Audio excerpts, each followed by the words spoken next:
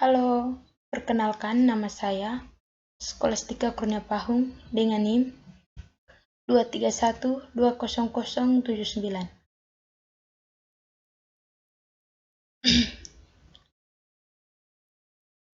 Kali ini saya akan menjelaskan sedikit tentang distribusi peluang diskrit dan distribusi peluang kontinu. Yang pertama, saya akan menjelaskan tentang distribusi peluang diskrit. Distribusi peluang diskrit adalah distribusi peluang terjadinya setiap nilai variabel random diskrit. Sedangkan variabel random diskrit artinya adalah variabel random yang memiliki nilai yang dapat dihitung. Distribusi peluang diskrit dibedakan dalam 3 jenis, yaitu yang pertama, binomial. Distribusi binomial merupakan distribusi probabilitas atau peluang khusus tipe data diskrit atau diskontinu, di mana hasilnya selalu bernilai sukses atau gagal saja. Distribusi binomial dapat dipakai saat eksperimennya paling sedikit berjumlah 2 kali. Dalam ilmu statistika, distribusi binomial juga dikenal sebagai distribusi Bernoulli. Hal ini dikarenakan penemu teori distribusi binomial merupakan matematikawan asal Swiss bernama Jacob Bernoulli. Sebuah percobaan termasuk dalam jenis eksperimen binomial harus memenuhi beberapa persyaratan, yaitu jumlah percobaan tetap atau fixed number of trial.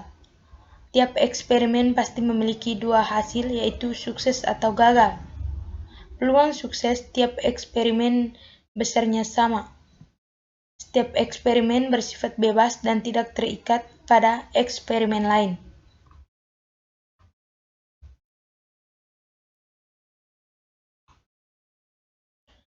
Distribusi binomial memiliki beberapa ciri khusus, yaitu yang pertama, percobaan dilakukan berulang sebanyak n kali. Yang kedua, peluang berhasil dinyatakan sebagai P, sedangkan peluang gagal sebagai Q, di mana P sama dengan 1 kurang Q.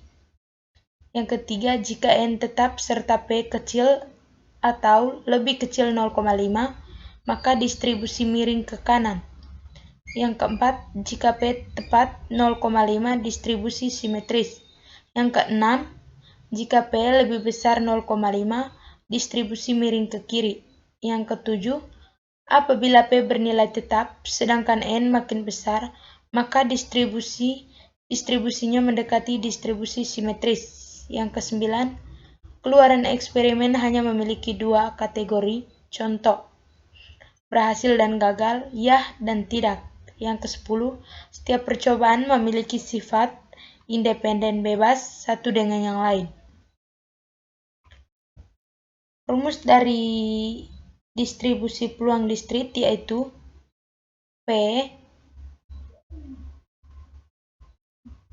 Q, N sama dengan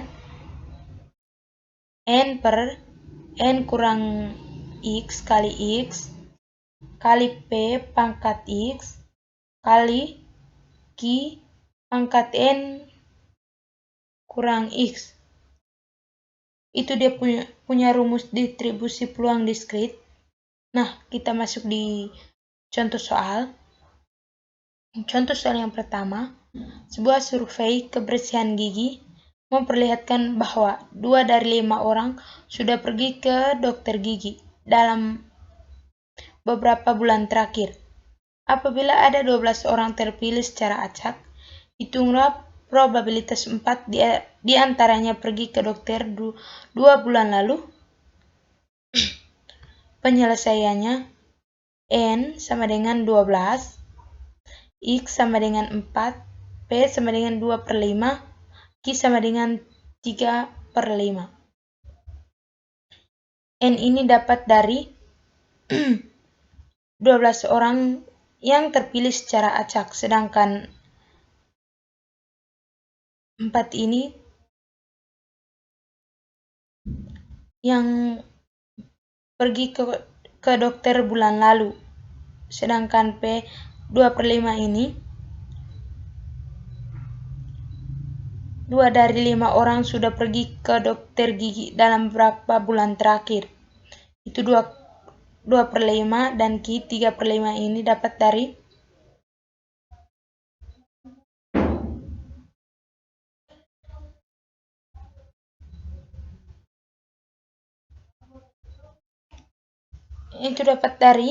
dokter gigi.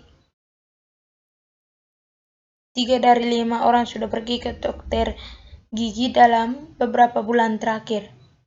Nah, maka kita masukkan rumus.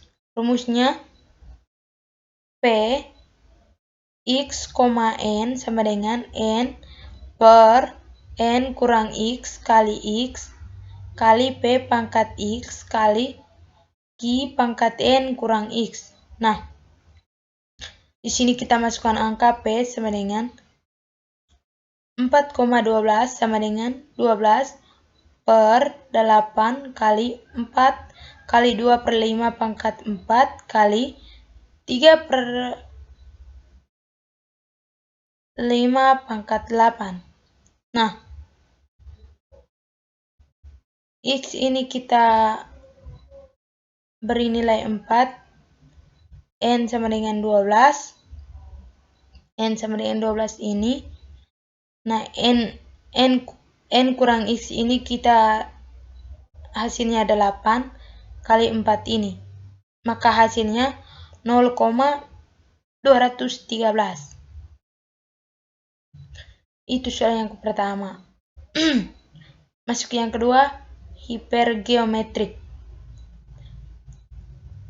Distribusi hipergeometrik adalah distribusi probabilitas diskrit yang tepat jika X melambangkan jumlah sukses dalam sampel N, melambangkan jumlah kejadian dalam populasi. XT melambangkan jumlah sukses dalam populasi dan N jumlah sampel. Dapat disimpulkan bahwa distribusi hipergeometrik adalah distribusi probabilitas diskrit dari kelompok objek yang dipilih tanpa pengembalian. Distribusi hipergeometrik adalah distribusi probabilitas diskrit dari sekelompok objek atau populasi yang dipilih tanpa pengembalian. Eksperimen hipergeometrik memiliki karakteristik sebagai berikut. Sebuah sampel acak ukuran N diambil N benda. Sebanyak K benda dapat diberi nama sukses, sedangkan sisanya H. N kurang K diberi nama gagal. Distribusi peluang mengubah acak hipergeometrik dan akan dinyatakan dengan H buka kurang X titik koma NN K tutup kurung karena nilainya tergantung atas sampel ukuran N yang diambil dari himpunan N benda K, di antaranya bernama sukses. Beberapa contoh penerapan distribusi hipergeometri di kehidupan sehari-hari sebagai berikut.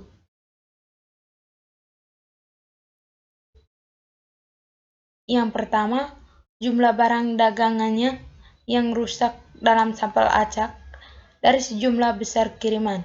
Yang kedua, jumlah orang-orang yang Anda temui dalam hidup Anda dengan nama Ronald. Yang ketiga, jumlah penny yang terambil dari dalam kendi. Yang keempat, ditemukan dalam berbagai bidang dan paling sering digunakan dalam penarikan sampel, penerimaan barang, pengujian elektronik, jaminan mutu, dan sebagainya. Yang kelima, dalam banyak bidang ini, pengujian dilakukan terhadap barang yang diuji, yang pada akhirnya barang uji tersebut menjadi rusak, sehingga tidak dapat dikembalikan. Jadi, pengembalian sampel harus dikerjakan tanpa pengembalian. Nah, di sini kita masuk contoh soal.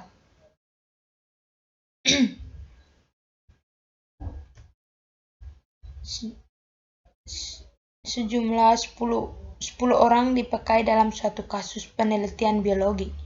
3 di antara mereka bergolongan darah O, 4 bergolongan darah A, dan 3 bergolongan darah B.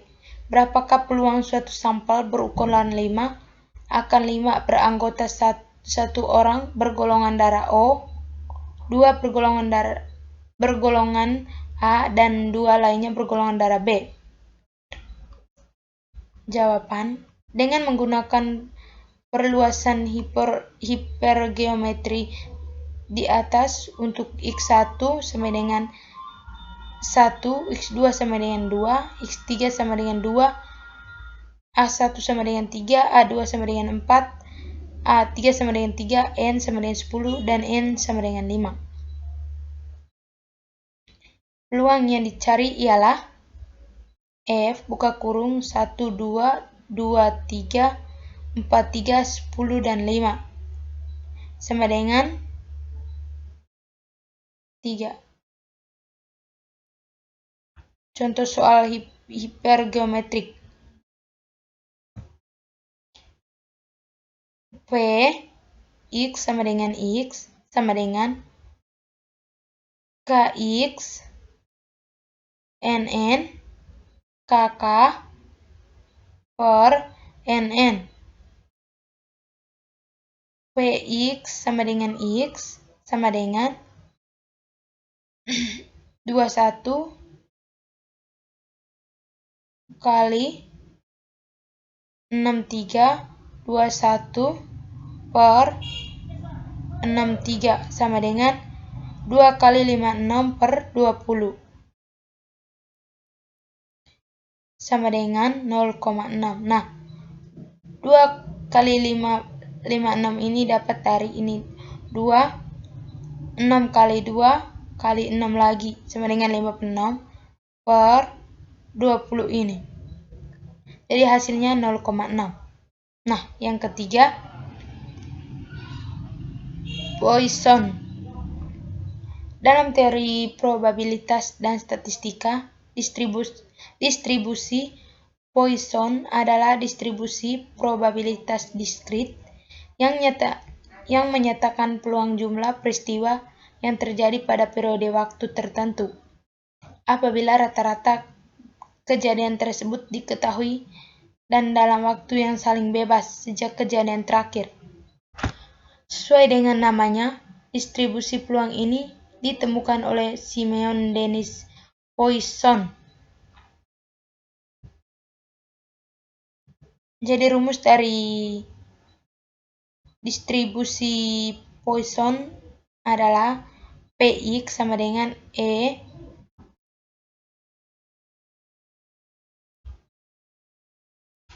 pangkat min 2 alfa pangkat X per X, di mana E sama dengan 2.71828. Beta sama dengan jumlah sukses yang diharapkan atau rataan. X jumlah sukses per unit. Nah, beta adalah bilangan real positif sama dengan nilai harapan peristiwa yang terjadi dalam interval tertentu. Misalnya, peristiwa yang terjadi rata-rata 4 kali per menit. Dan akan dicari probabilitas terjadi peristiwa K kali dalam interval 10 menit. Digunakan distribusi Poisson sebagai model dengan beta sama dengan 10 kali 4 sama dengan 40. Sebagai fungsi K ini disebut fungsi massa probabilitas. Distribusi Poisson dapat diturunkan sebagai kasus terbatas. Distribusi binomial, distribusi Poisson dapat diterapkan pada sistem dengan kejadian berjumlah besar yang mungkin terjadi, yang mana kenyataan cukup jarang. Contoh klasik adalah pelurusan nuklir atom. Nah, kita masuk di contoh soal. Diketahui rata-rata kuliah yang batal pada suatu universitas tertentu adalah 4 kali per bulan. Berapakah peluang bahwa bulan depan kuliah akan batal sebanyak 6 kali? Jawabannya, dengan menggunakan pendekatan Poisson, diketahui beta sama dengan 4, X sama dengan 6, sehingga Px sama dengan 6 sama dengan E pangkat min 4, 4 pangkat 6 per 6 sama dengan 0,1014. Jadi peluang bulan depan kuliah akan batal sebanyak kali sebesar 0,1014. Contoh soal yang kedua, guru mencatat jawaban contoh soal yang pertama, guru mencatat jawaban benar dari siswa terdapat 5 soal. Misalkan X, jawaban benar, tentukan distribusi peluang acaknya.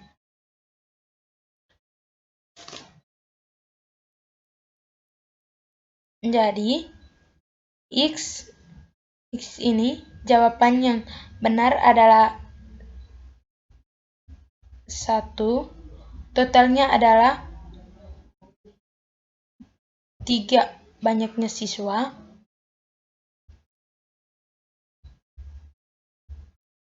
Yang 3 ini hanya mampu menjawab 1 jawaban yang benar. Kemudian jawaban yang benar 2 adalah sebanyak 4 siswa.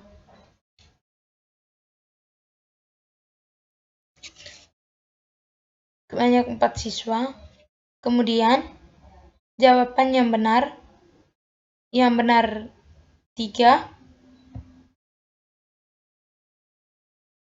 banyaknya siswa adalah 9. Demikian di sini kita jumlahkan dulu banyaknya siswa sama dengan 30 siswa.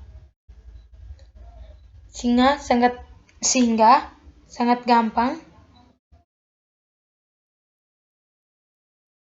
ketika X itu jumlah jawaban yang benar. Ketika X ini jumlah jawaban yang benar.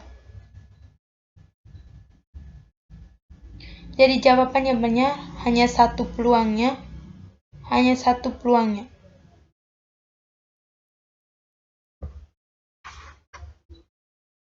Jadi di sini jawabannya F1 sama dengan 3/10.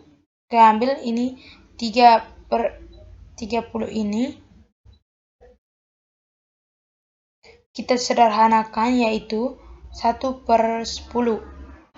F2-nya 4/30, yang ini 4/30.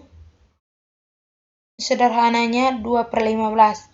F3 ini 9/30. Penyederhanaannya 3/10. F4 8/30. Sederhanakan 4/15. Dan F5 6/30. Sederhanakan 1/15. Nah, distribusi peluang acaknya yaitu X1 Fx 1 X1/10 sama dengan 0,1, kemudian 2/15 sama dengan 0,13, yang ketiga 3/10 sama dengan 0,3, yang keempat 4/15 sama dengan 0,27, dan yang kelima 1/5 sama dengan 0,2. Nah, hasil dari soal di atas yaitu yang ini. Nah, yang kedua, distribusi peluang kontinu. Jadi untuk peluang distribusi peluang distrik. Itu saja penjelasan dari saya. Jadi saya masuk yang kedua tentang distribusi peluang kontinu. Kita masuk saja di contoh soal. X adalah variabel acak kontinu yang nilainya berada di antara 1 dan 7. Memiliki fungsi kepekaan fx sama dengan 1/30 kali x tambah 1. Tunjukkan bahwa P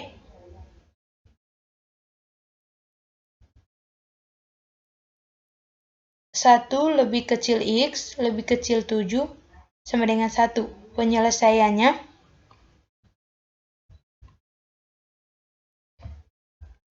Fx sama dengan 1/30 kali X tambah 1.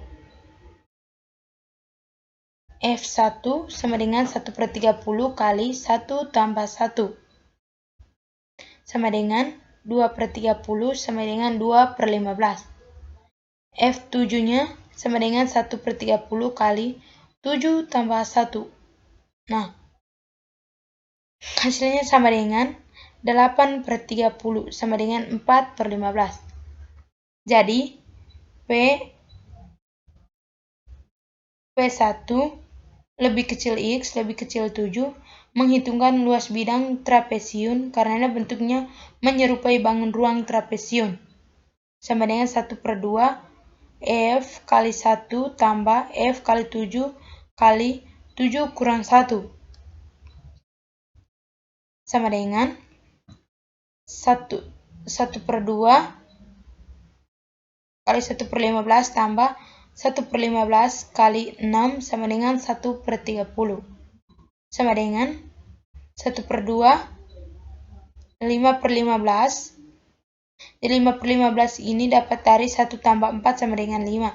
5/15 kali 6 sama dengan 30/30. Nah, 30/30 dapat dari 5 kali 6 sama dengan 30 sama dengan 1. Jadi, P1 lebih kecil X lebih kecil 7 sama dengan hasilnya sama dengan 1. Ini 1. Nah, distribusi peluang kontinu dibedakan 3 jenis yaitu 1. Seragam.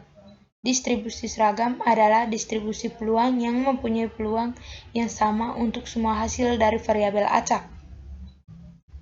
Distribusi seragam kontinu adalah distribusi yang peluang setiap ubah acaknya sama. Fungsi padat peluang. Jadi fungsi padat peluang rumusnya F X titik koma A, B sama dengan 1/B kurang A, di mana A lebih kecil X lebih kecil B. A sama dengan batas bawah, B sama dengan batas atas. Min EXU sama dengan B tambah A per 2. Varian var X sama dengan B kurang A pangkat 2/12. Contoh soal. Kita masuk di contoh soal. Distribusi peluang pada seragam pada rentang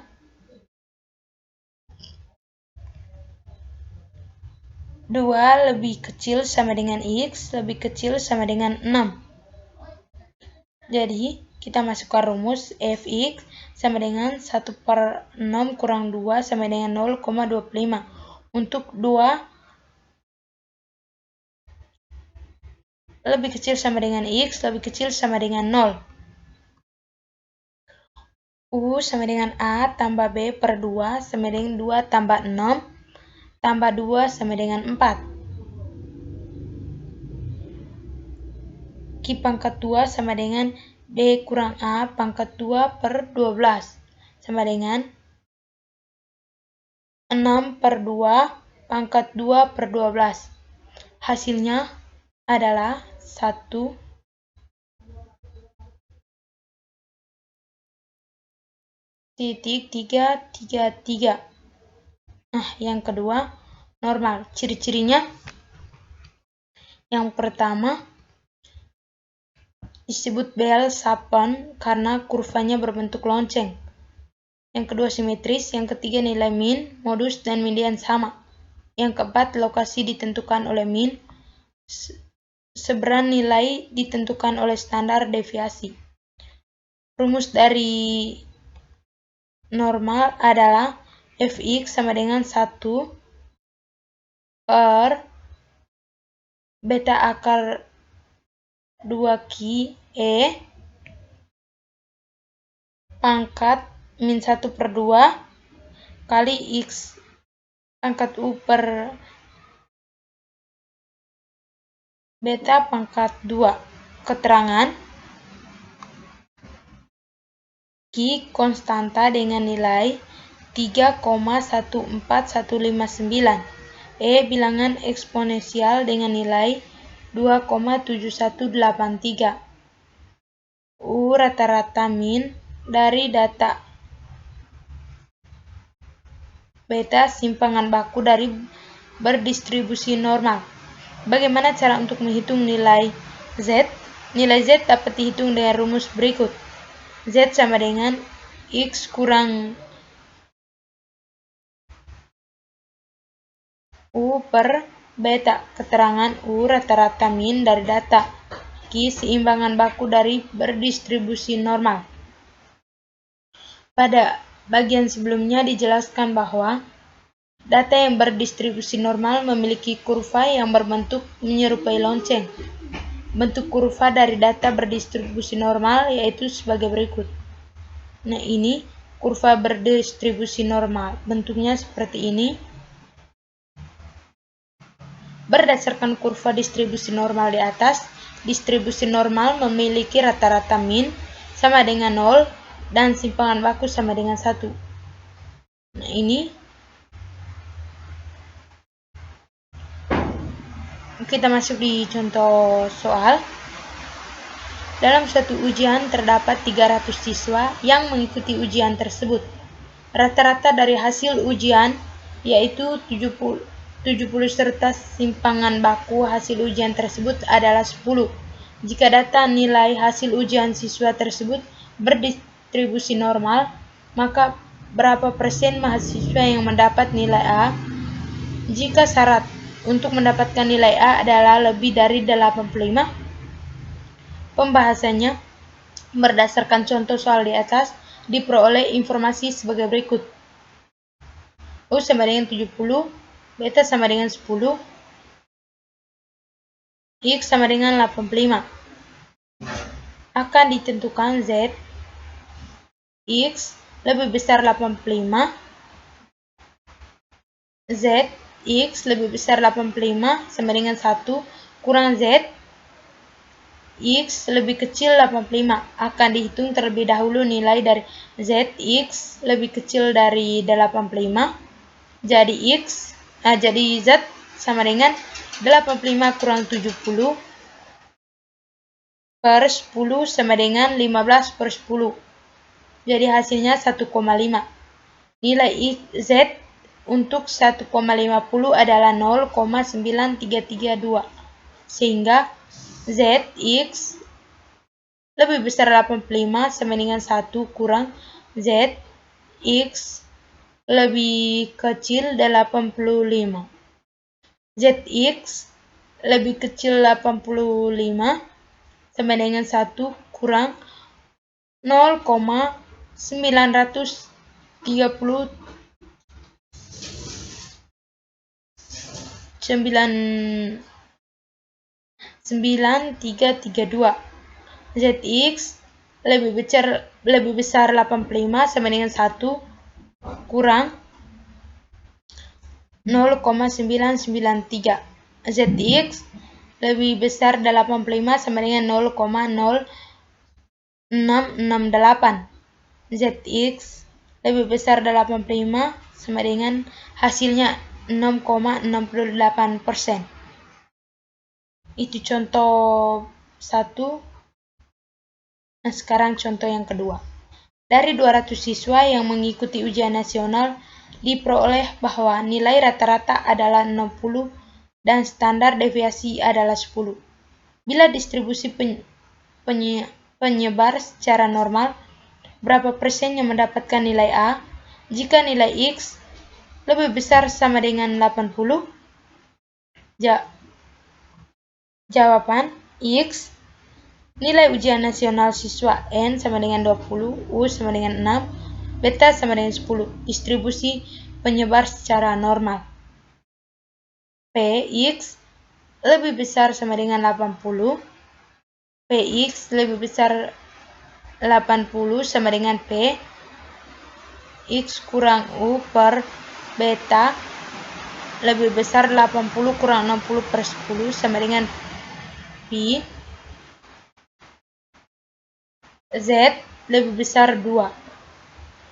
Px lebih besar 2 sama dengan 1 kurang P. Z lebih kecil 2 sama dengan 1 kurang 0,9.772 sama dengan 0,228.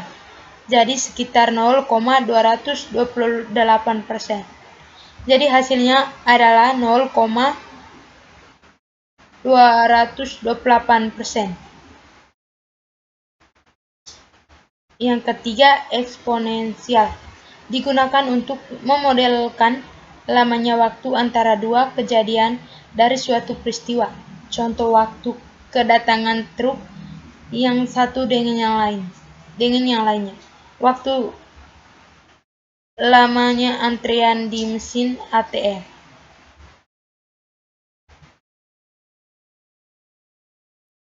Diketahui Ft sama dengan 1 kurang E pangkat min T min sama dengan min kejadian per unit waktu. T variabel kontinu di mana T lebih besar 0. E sama dengan 2,71.828. Masuk di contoh soal. Konsumen mendapatkan counter service 15 kali per jam. Berapa peluang waktu kedatangan antara konsumen berturut-turut kurang dari 3 menit?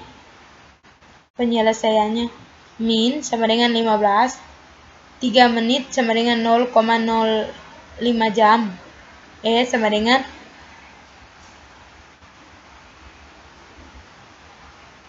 2,71.828.